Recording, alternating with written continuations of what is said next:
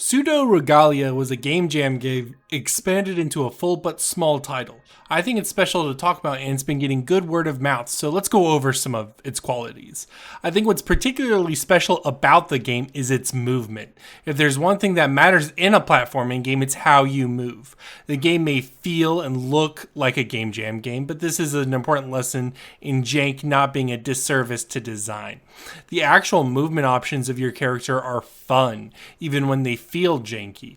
Your abilities required are typically major upgrades to your movement kit that are rewarding and responsive. You can also sequence break the game with tools that you have, and while the game isn't always best at hiding secrets and rewards for that, the fact that every single movement option not only feels rewarding, but also unique to this game specifically is something consistently worth praising. Wall jumps here don't function like any other wall jumps, and your long jump may resemble, I would recall Jak and Daxter for doing a long jump and then after you land, immediately jumping for a good dash of momentum in air. But combine that with the wall jumps added air kick ability for extra air, and then it becomes something new. Now you've got a really increased horizontal movement, and likewise you have additional movements for verticality, such as canceling the little flip to add a little bit of extra height. There's a lot of gimmicks and tricks you can do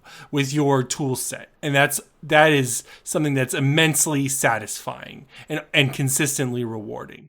The second thing to really praise about this game is its visual design. The tiny little rabbit children and the underlying plot of a princess and the castle at large add to an ominous atmosphere. But the more important thing about the aesthetic are the vibes. The vibes aren't particularly garish.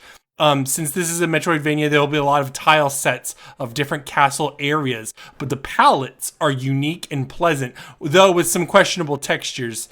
But the ruined vibes often land into a pastel version of something like Mega Man Legends, Ocarina of Time, or even Eco. I think the beginning in particular gave strong Eco vibes. In terms of level design, the design complements previously mentioned movement.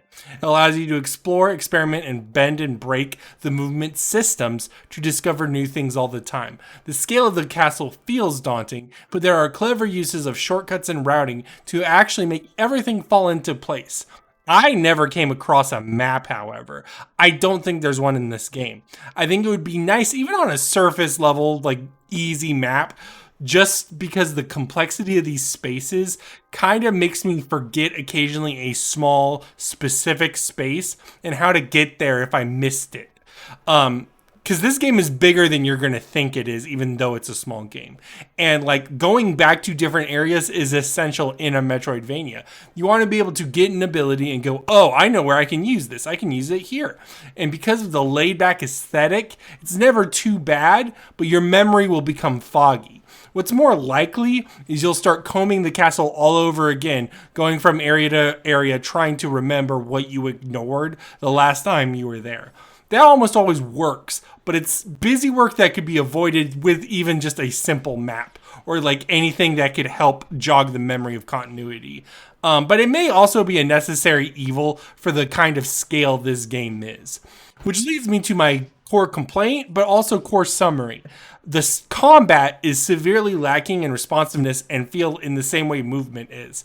The best feeling combat maneuver is the ability to get air off an enemy attack, but the actual swordplay on the ground and its lock-on systems, with the few enemy types there are probably the least fun segments of the game. Not because they're challenging, but they feel lacking and not as rewarding as the other elements of the game. And there's a lot I like about it too. I think my favorite part is its Hollow Knight healing system, using segments of your healing pool to heal segments of your bar, but then the added twist on top of that is the more you heal, the more you're nerfed in combat. So there's a bit of a risk reward to it. Mostly this means, however, that you'll want to avoid combat when you can. The real takeaway of the game is that it's worth it. This kind of game for this kind of scale, this personal for the developer, and this creative for the genre is something that should be praised and encouraged. I'm glad that this is a success, especially for its price point. The quabbles here are something for the developer to look into for a sequel. As an expanded game jammed game, It's something completely worth playing. It's $6, and every penny of it is worth it. The game is on the low end of single-digit hours, depending on how much you get lost and how many secrets you want.